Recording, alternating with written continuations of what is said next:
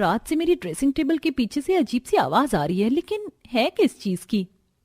कोमल जैसे ही अपना dressing table हटाती है तो उसे उसके पीछे सांप का बच्चा दिखता है, जिसे देख कोमल बहुत बुरी तरह से चिल्लाती है। सांप! मेरे कमरे में सांप है, कोई बचाओ मुझे, ये मुझे काट लेगा। कोमल के चिल्लाने की आवाज को सुनकर सभी बहुएं और सुरेखा भागी भागी कोमल के कमरे में आती हैं। अरे क्या हुआ कोमल बहू, तो इस तरह चिल्लाई क्यों? माँ जी देखो ना, मेरी ड्रेसिंग टेबल के पीछे सांप का बच्चा है।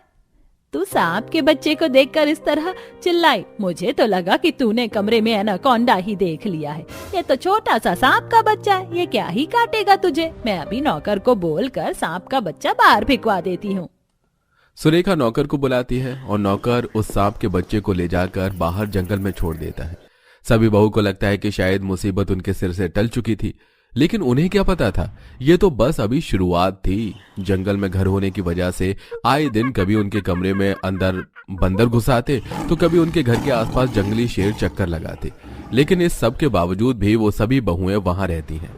अरे ये क्या, गैस तो खत्म हो गई है। सुनो, गोदाम से जाकर नए सिलेंडर लेकर आ जाओ।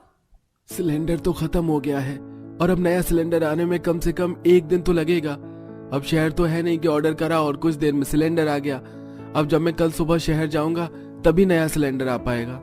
अब हम क्या करें, बिना सिलेंडर के खाना कैसे बनाएं? अरे पूनम, इतना परेशान क्यों हो रही हो? मेरे पास एक बहुत अच्छा जुगाड़ है। भावना उस नौकर के हाथ से कुछ लकड़ियां मंगवाती है, वहीं उन्हें छत से कुछ ईंट भी मिल जाती हैं और भावना पूनम मिलकर ईंट और लकड़ी की मदद से एक देसी चूल्हा तैयार करती हैं, जिस पर वो खाना बनाती हैं। हमारा जुगाड़ कितना अच्छा था, ज्यादा मेहनत भी नहीं करनी पड़ी और आसानी से खाना भी बन गया। ऐसे ही समय गुजरता है और एक दिन ये क्या हो गया इन हीटर कनेक्शन को? लगता है कनेक्शन टूट गया है, तभी तो किसी भी कमरे का हीटर नहीं चल रहा है। अब इस ठंड में बिना हीटर के गुजारा कैसे होगा? हीटर सही करने वाला भी 2 घंटे से पहले नहीं आ पाएगा और 2 घंटे में तो मेरी कुल्फी जम जाएगी। बूढ़ी सास सुरेखा बिना हीटर के इस ठंड में परेशान हो रही थी कि तभी शिल्पा एक बड़े से तसले में कुछ कोयला जलाकर लेकर आती है। ये लीजिए माँ जी, देसी हीटर, इस पर आप आराम से हाथ पैर सेक सकती हैं।